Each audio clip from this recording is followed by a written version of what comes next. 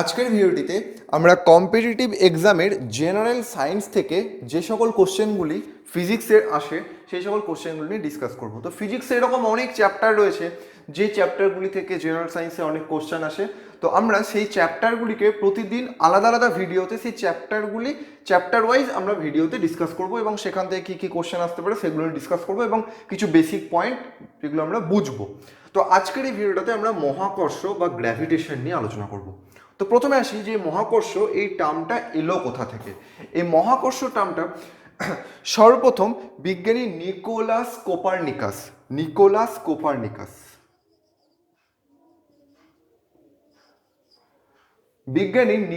Copernicus ইনি বলেছিলেন যে সূর্য স্থির এবং পৃথিবী সূর্যের চারিদিকে ঘুরছে। এরপর বিজ্ঞানী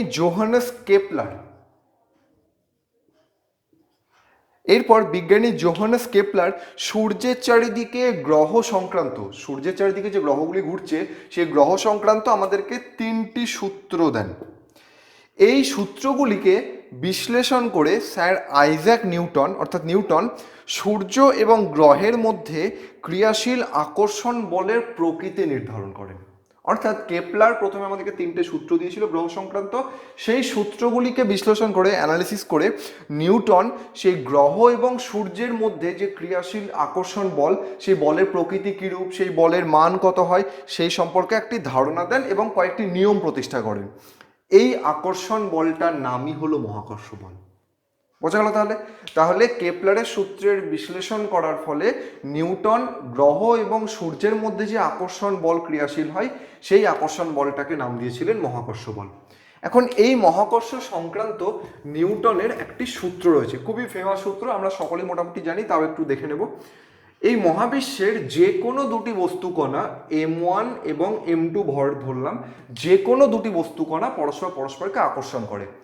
এই মহাবিশ্বের যে কোনো দুটি বস্তুকণা ধরলাম m1 আর m2 দুটি বস্তুকণা রয়েছে, এদের মধ্যে দূরত্ব হচ্ছে r। তাহলে এই বস্তুকণা দুটি পরস্পরকে একটি বল দিয়ে আকর্ষণ করবে এবং সেই বলের পরিমাপটা হবে এরকম যে সেই বলের মান বস্তুদ্বয়ের ভরের গুণফলের সমানুপাতিক আর বস্তুদ্বয়ের মধ্যবর্তী দূরত্বের বর্গের ব্যস্তানুপাতিক। এখন এই দুটোকে যদি আমরা একসঙ্গে কম্পেয়ার করি তাহলে আমরা যে রেজাল্টটা পাবো সেটা হচ্ছে F is equal to G m1 m2 by r square, যেখানে জিটাকে বলা হয় সমানুপাতিক ধ্রুবক, যে সমানুপাতিক ধ্রুবকটার নাম হচ্ছে মহাকর্ষীয় ধ্রুবক।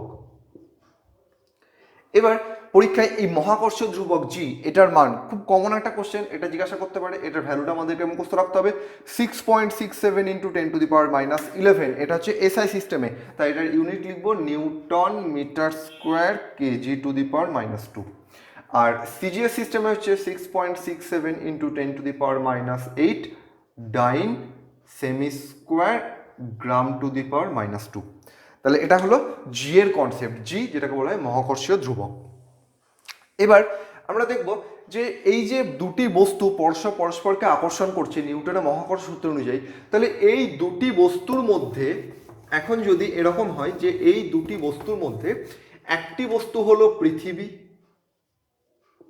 যার ভর হচ্ছে ক্যাপিটাল এম, আর একটা বস্তু হলো ধরলাম আমি নিজে ভর হলো স্মল এম। তাহলে আমরা কোথায় থাকি? আমরা পৃথিবী পৃষ্ঠের ওপরে থাকি, আমরা এখানে থাকি।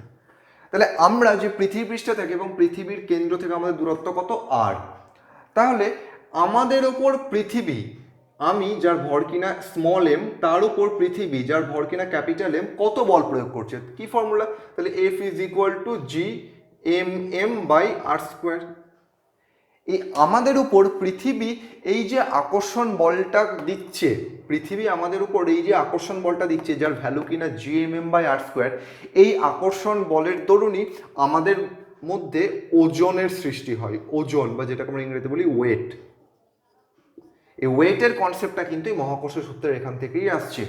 তাহলে আমরা জানি ভর হয় যেটাকে আমরা ইংরেজিতে বলি মাস, আর একটা হয় ওয়েট। ভর আর ওজন এই দুটোর পার্থক্যটা আমরা দেখে নেব।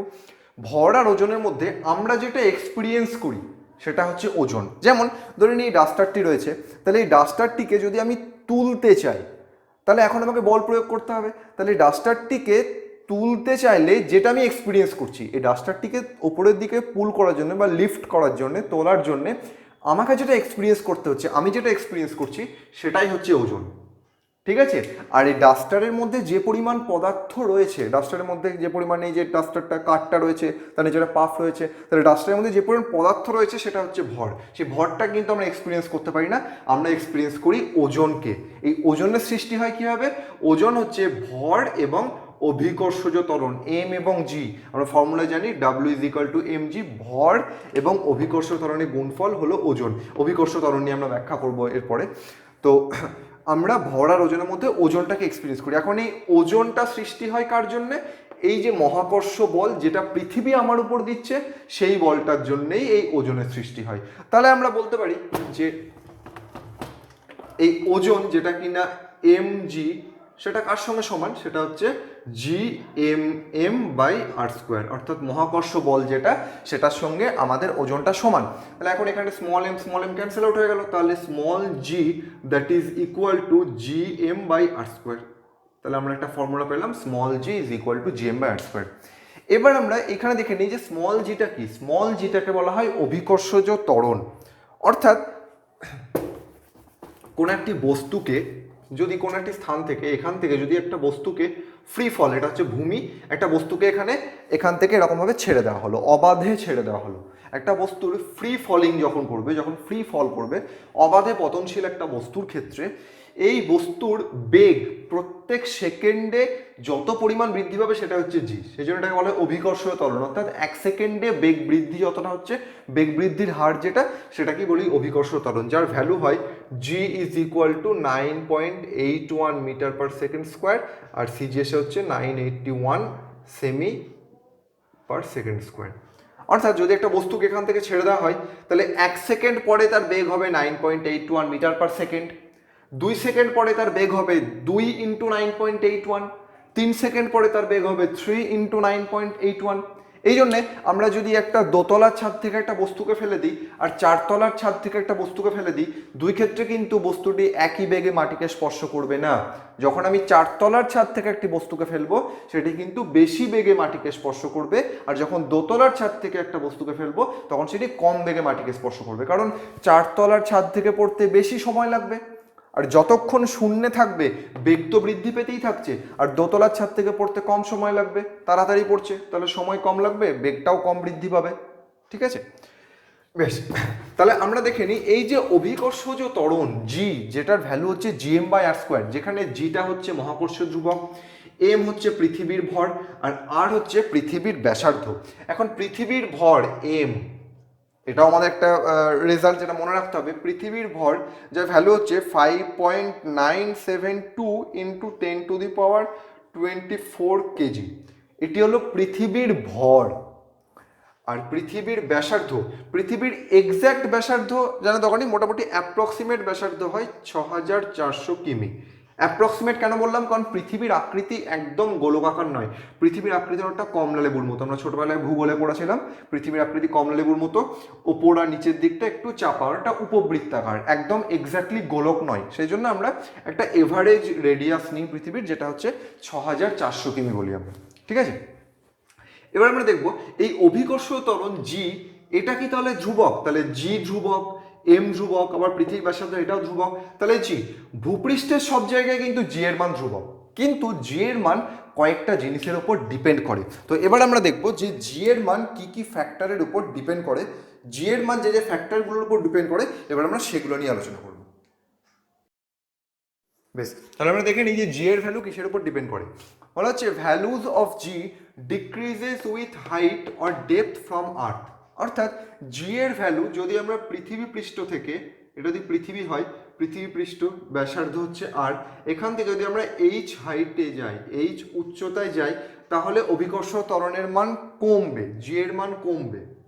আচ্ছা দেখে নিই, এখানে অভিকর্ষ ত্বরণ ধরলাম জি, পৃথিবী পৃষ্ঠে অভিকর্ষ ত্বরণ জি, আর এইচ উচ্চতায় অভিকর্ষ ত্বরণ যদি হয় জি প্রাইম, তাহলে ফর্মুলা হয় G prime is equal to G into 1 minus 2h by R, যেখানে জি প্রাইম হলো এইচ উচ্চতায় অভিকর্ষ ত্বরণ, জি হচ্ছে ভূপৃষ্ঠের অভিকর্ষ ত্বরণ, 1 মাইনাস 2h, এইচ হচ্ছে উচ্চতা আর আর হচ্ছে পৃথিবীর ব্যাসার্ধ।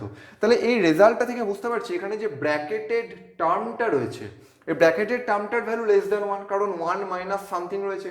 তাহলে এই ব্র্যাকেটেড টার্মটার ভ্যালু যদি লেস দ্যান 1 হয় এবং জি এর সঙ্গে সেই লেস দ্যান 1 টার্ম যদি আমরা গুণ করি, তাহলে বুঝতে পারছি জি প্রাইম অবভিয়াসলি জি এর থেকে, তাহলে এখান থেকে আমরা কি বলতে পারি, জি প্রাইম অবশ্যই লেস দ্যান জি হবে। তাহলে অভিকর্ষ ত্বরণের মান যদি আমরা উচ্চতায় উঠি তাহলে কমবে। এখন যদি আমরা গভীরতায়, এখন যদি আমরা এখানে আসি ডেপথ, ডি ডেপথ বা ডি গভীরতায় আসি, তাহলে এখন এই ডি গভীরতায় এখানে যদি অভিকর্ষ ত্বরণের ভ্যালুটা আমরা ধরলাম জি ডবল প্রাইম, তাহলে তার ফর্মুলা কি, তার ফর্মুলা হচ্ছে g double prime is equal to G into 1 minus d by r. ঠিক আছে, তাহলে এখানেও দেখতে পাচ্ছি যে ফর্মুলাটা রয়েছে 1 মাইনাস ডি বাই আর, যেখানে জি ডবল প্রাইমটা হচ্ছে ডি গভীরতায় অভিকর্ষ ত্বরণ অর্থাৎ আন্ডারগ্রাউন্ডে অভিকর্ষ ত্বরণ, জিটা হচ্ছে ভূপৃষ্ঠের অভিকর্ষ ত্বরণ, ডি হচ্ছে ডেপথ আর আর হচ্ছে পৃথিবীর ব্যাসার্ধ। তাহলে এই রেজাল্টটা থেকেও বুঝতে পারছি ব্র্যাকেটের টার্মটার ভ্যালু লেস দ্যান 1, তাহলে এখান থেকেও আমরা বলতে পারি জি প্রাইম ইজ লেস দ্যান জি। তাহলে এটা হলো, তাহলে কি বুঝতে পারছি, ভূপৃষ্ঠেই অভিকর্ষ ত্বরণের মানটা সর্বাধিক। যদি ভূপৃষ্ঠ থেকে ওপরের দিকে উঠি তাহলেও অভিকর্ষ ত্বরণ হ্রাস পাবে, এবং ভূপৃষ্ঠ থেকে যদি গভীরতায় যায়, আন্ডারগ্রাউন্ডে যায়, তাহলেও অভিকর্ষ ত্বরণ হ্রাস পাবে। নেক্সট হচ্ছে g is maximum at pole, minimum at equatorial region. বুঝে নিই এটা কি। পৃথিবীর আকৃতি এরকম কমলা লেবুর মতো, ওপর নিচটা একটু চাপা। তাহলে এখন আমরা দেখতে পাচ্ছি এই যে লাইনটা, এই যে রিজিয়নটাকে, এটাকে বলা হয় ইকুইটোরিয়াল রিজিয়ন, আর এই যে রিজিয়নটা বা এই যে পয়েন্টটা, এটাকে বলা হয় পোল। ঠিক আছে, তাহলে একটু আগে আমরা একটা ফর্মুলা দেখলাম, g is equal to G M by R square.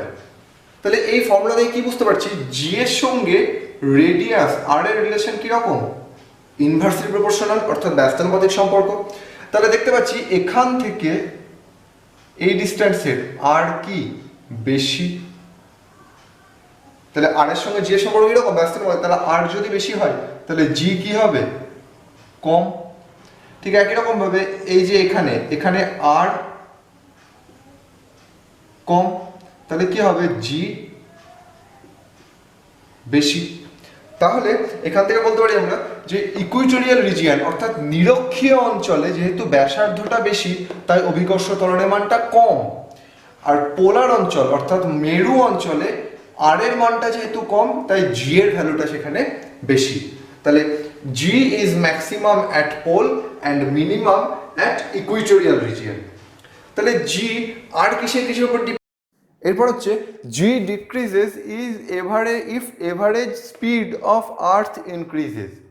অর্থাৎ এখানে ফর্মুলা রয়েছে g prime is equal to g minus omega square r cos square theta, যেখানে জি প্রাইমটা হলো উক্ত বিন্দুতে, অর্থাৎ অ্যাকচুয়ালি মূলত এই ফর্মুলাটি প্রয়োগ করা হয় অক্ষাংশের ক্ষেত্রে, যেখানে থিটাটা হচ্ছে অক্ষাংশ, আর হচ্ছে পৃথিবীর ব্যাসার্ধ, ওমেগা হচ্ছে কৌণিক বেগ, জি হচ্ছে অ্যাকচুয়াল যেটা অভিকর্ষ ত্বরণ 9.81, আর জি প্রাইম যেটা সেটা হচ্ছে যে বিন্দুতে বা যে অক্ষাংশে আমরা ক্যালকুলেট করতে চাইছি সেটাই।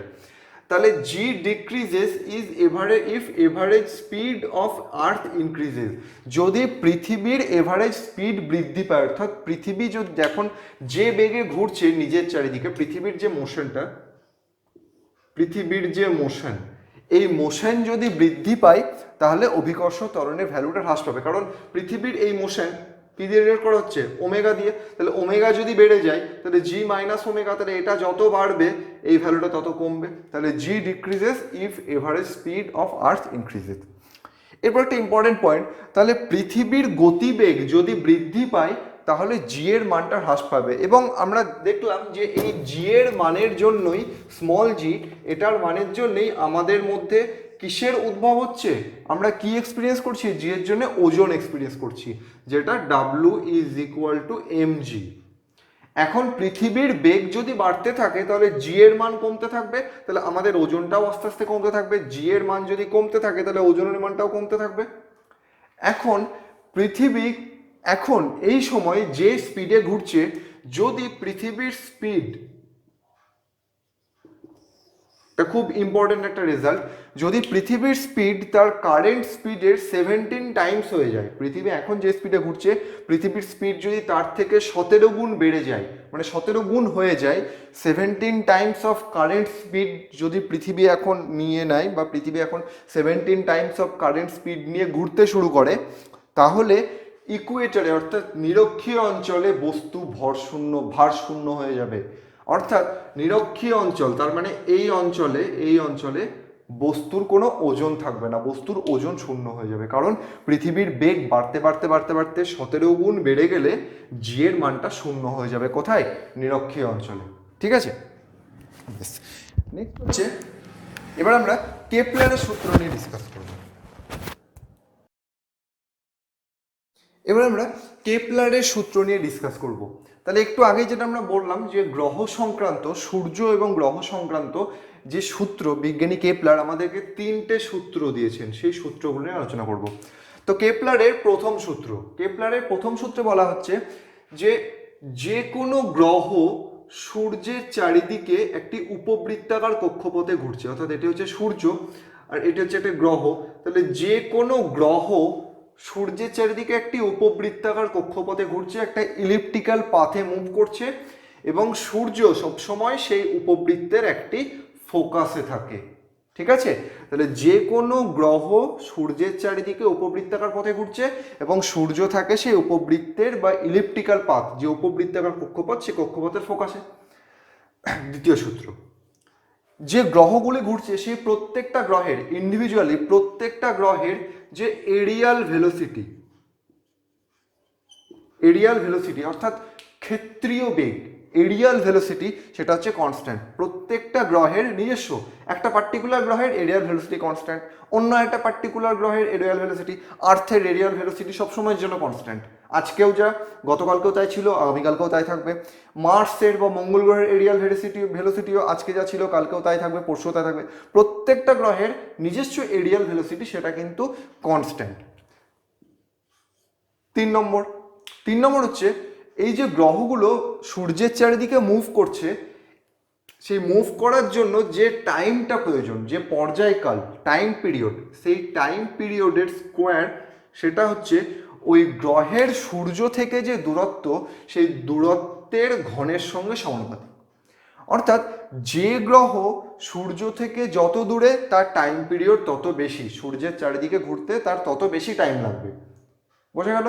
তার মানে কোনো গ্রহের সূর্যের চারিদিকে ঘোরার যে প্রদক্ষিণকাল, সেই প্রদক্ষিণকালের বর্গ সেই গ্রহ থেকে সূর্যের দূরত্বের ঘনের সঙ্গে সমানুপাতিক।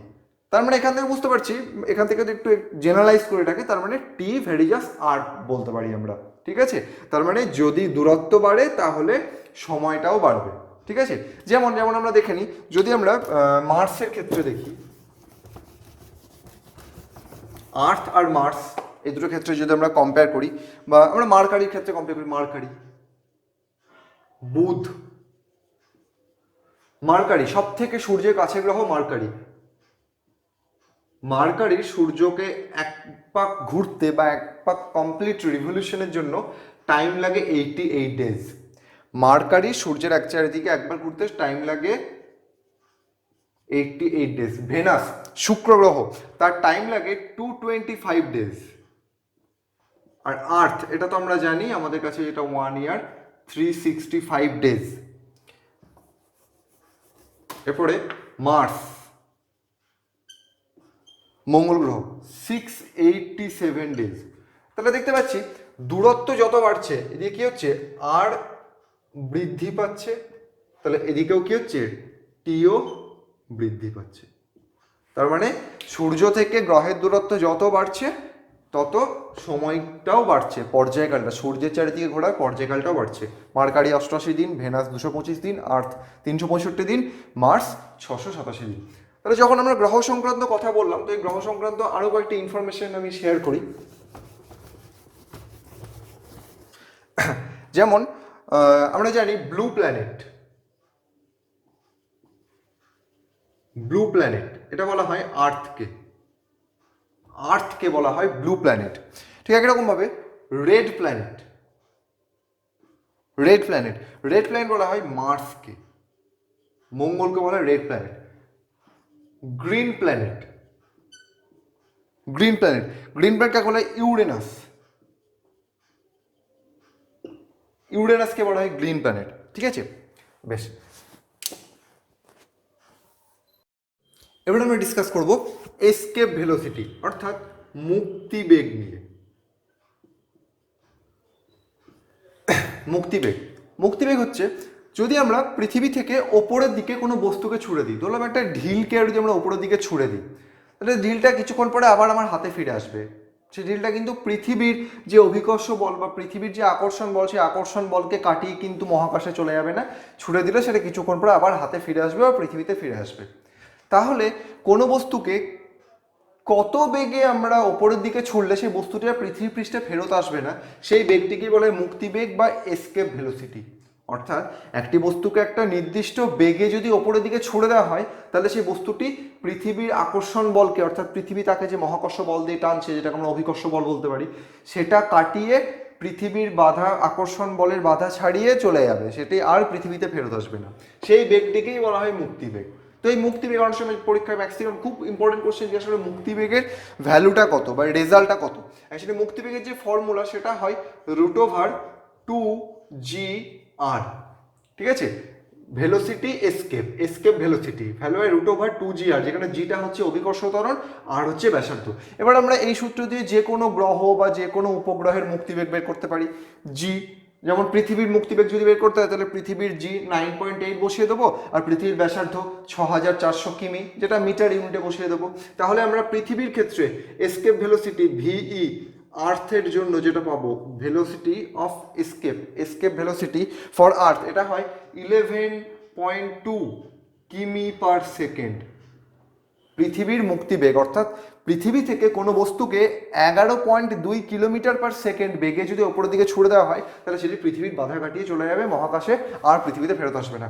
ঠিক এই ভিই, এই ভ্যালুটাই মুনের ক্ষেত্রে কত হয়, এই ভ্যালুটাই এসকেপ ভেলোসিটি, এই ভ্যালুটাই মুনের ক্ষেত্রে কত হয়, মুনের ক্ষেত্রে হয় 2.4 কিমি পার সেকেন্ড। এই দুটো ভ্যালু খুব মনে রাখতে হবে, খুবই ইম্পর্টেন্ট। মুনের ক্ষেত্রে এসকেপ ভেলোসিটি ভ্যালু হচ্ছে 2 অর্থাৎ চাঁদ থেকে যদি কোনো বস্তুকে 2.4 কিমি পার সেকেন্ড বেগে ছুড়ে দেওয়া হয়, তাহলে সেটা পৃথিবীতে ফেরত আসবে না। যেমন আমরা জানি, আবার এখানে আর্থ আর মুন রিলেটেড আরও একটা ইনফরমেশন শেয়ার করা যেতে পারে। যেমন পৃথিবীর ক্ষেত্রে জি এর ভ্যালু যেটা হয়, যেটা আমরা বললাম একটু আগে আলোচনা করলাম 9.81 মিটার পার সেকেন্ড স্কোয়ার। মুনের ক্ষেত্রে কত, এটা তো হচ্ছে আর্থের ক্ষেত্রে, এটা তো হচ্ছে আর্থের ক্ষেত্রে। মুনের ক্ষেত্রে এই ভ্যালুটা কত হয়, মুনের ক্ষেত্রে যে গ্র্যাভিটেশনাল অ্যাক্সেলারেশন জি এর ভ্যালু, সেটা পৃথিবীর 1/6 অংশ বা পৃথিবীর 1/6 গুণ। তার মানে 9.81 ইন্টু 16 এত। তার মানে চাঁদের অভিকর্ষ ত্বরণ পৃথিবীর 1/6 গুণ। সেই জন্য পৃথিবীর থেকে চাঁদে কোনো বস্তুকে নিয়ে গেলে তার ওজন কম মনে হয়, তার ওজনটা 6 গুণ কমে যায়। এই জন্য আমরা পড়েছিলাম যে যদি আমরা পৃথিবী পৃষ্ঠে 1 মিটার উচ্চতার হাই জাম্প দিতে পারি, তাহলে চাঁদে গেলে আমরা 6 মিটার উচ্চতার হাই জাম্প দিতে পারবো, কারণ চাঁদের অভিকর্ষ বল যেটা বা মহাকর্ষ বল যেটা কোনো বস্তুকে টেনে ধরে রাখার যে ক্ষমতা, সেটা পৃথিবীর তুলনায় কম। ঠিক আছে, তো এই হলো আমাদের টোটাল মহাকর্ষ চ্যাপ্টারের থেকে কম্পিটিটিভ এক্সামে যে সকল কোশ্চেনগুলো আসে সেই সম্বন্ধে আলোচনা। আর এই যে বোর্ড ওয়ার্কগুলো করলাম, এই বোর্ড ওয়ার্কের পিডিএফ যদি দরকার হয় তাহলে আমি ডিসক্রিপশন লিঙ্কে দিয়ে দেবো, তোমরা সেখান থেকে ডাউনলোড করে নিতে পারো। এর পরের ভিডিওটিতে আমরা অন্য কোনো একটা চ্যাপ্টার নিয়ে এভাবে ডিটেলসে, যেগুলো কম্পিটিটিভ এক্সামে আসবে এরকম টাইপের কোশ্চেনগুলো নিয়ে আলোচনা করবো।